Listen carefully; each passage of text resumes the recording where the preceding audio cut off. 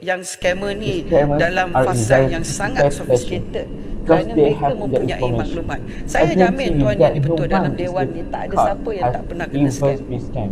But Tapi isu it's dia tuan yang our dibetul own, ialah and diri our kita sendiri first line sebagai of first defense. line of defense. That means Maknanya if you don't know kalau the kita tak number, kenal nombor, then check jangan lah. angkat. But Pertama. I also want Tapi to saya admit pun that nak what mengaku you dengan say apa is true. yang Muhammad The sebut problem betul. is Masalah sometimes kita our ni voter kadang-kadang are out of pengundi town. kita di luar Sometimes bandar.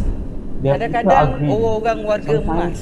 when I Mereka hear kadang-kadang the voice, tuan yang betul saya sendiri bila it's dengar like suara macam betul-betul PRM and PRN dan magistrate magistrate telling me that beritahu yang saya they nak want to dikenakan be tindakan, arrested, nak to dibankruptkan get dan bankrupt, sebagainya. and so Jadi selalunya so kita usually- kena first line of so- defense. so Walau usually bagaimanapun we yang have membuat to be menteri a yang first bertanggungjawab line of dalam defense. kewujudan Number two, Kementerian the Digital, ministers Kementerian who are yang baru responsible akan memberi jawapan for the secara tertulis existence of the tentang new digital langkah-langkah industry will answer proaktif in yang writing akan diambil oleh about the mereka. proactive that Yang will disebut be yang taken scammer by them. ni